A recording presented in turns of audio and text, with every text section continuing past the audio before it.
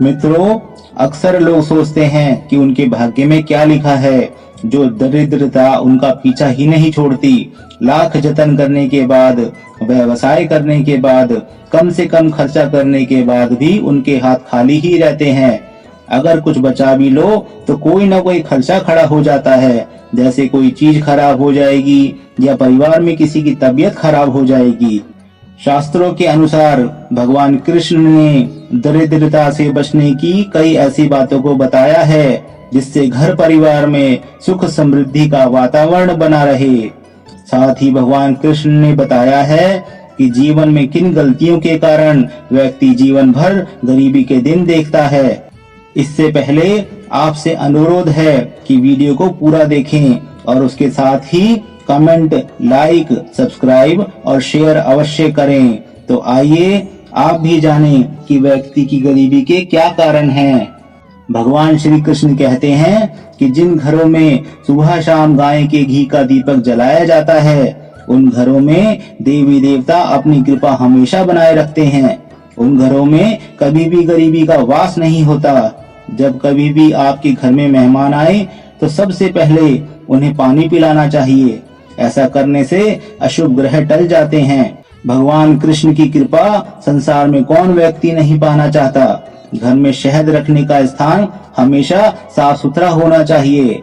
हमारे पुराणों में शहद को बेहद पवित्र माना गया है, क्योंकि इससे नकारात्मक ऊर्जा को हटाकर घर में सकारात्मक ऊर्जा का संचार होता है।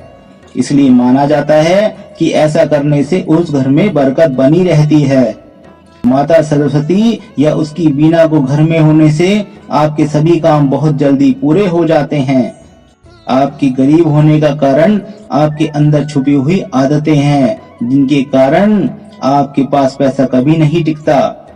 शास्त्रों के अनुसार जब समुद्र मंथन में 4 रत्नों में से एक माता लक्ष्मी भी प्रकट हुई। जल से प्रकट होने के कारण माता लक्ष्मी को चंचल स्वभाव का माना जाता है। ऐसा कहा जाता है कि लक्ष्मी कभी एक व्यक्ति क्या नहीं ठहरती है, इसलिए उनका रहना बहुत ही जरूरी होता है। जहाँ लक्ष्मी जी का वास नहीं रहता, वहाँ दरिद्रता ही रहती है। दरिद्रता आज के समय में व्यक्ति के दुख का सबसे बड़ा कारण है, लेकिन कुछ कारणों और हमारी आदतों की वजह से माता लक्ष्मी जी हमसे रूठ जाती हैं। इसलिए हमें ऐसी आदतें छोड़ देनी चाहिए जो हमें कंगाल बनाती हों। भगवान श्री कृष्ण कहते हैं कि दिव्य शक्तियाँ खास तौर पर से वहाँ वास करती हैं जहाँ सुगंधित वातावरण का वास होता है, यानी कि जहाँ साफ सफाई रहती है, वहाँ पर बुरा समय कभी नहीं टिकता। भगवान कृष्ण कहते हैं कि जहाँ दुर्गंध हमेशा बनी रहती है या जहाँ पर दूषित वायु बहती है, वहाँ पर भगवान कभी भी वास नहीं करते हैं। ऐसे घर में धन कभी भी नहीं आता। ऐसे घर में सदस्यों के काम हमेशा चौपट रहते हैं और उनकी गरीबी का कारण बनते हैं। आयुर्वेद के अनुसार ऐसा घर हमेशा बीमारियों से ग्रस्त रहता है।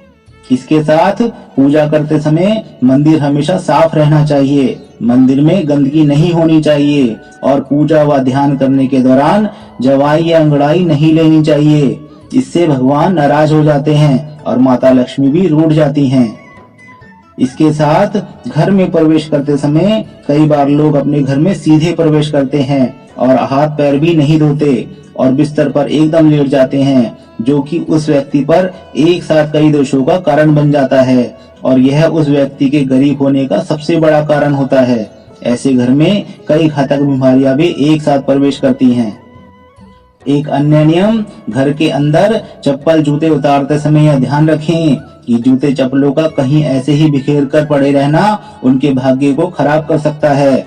जूते चप्पल को एक निर्धारित स्थान पर ही रखना चाहिए और वहीं चप्पल या जूते उल्टे नहीं रखने चाहिए। ऐसा करने से धन की हानि होती है और आपके घर में नकारात्मक ऊर्जा का संचार होता है। कभी भी आपको ऐसी गलती नहीं करनी चाहिए। इसके साथ रसोई को हमेशा स्वच्छ रखना चाहिए। रसोई घर स्वच्छ रहने से माता लक्ष्मी और माता अन्नपूर्णा प्रसन्न होती हैं।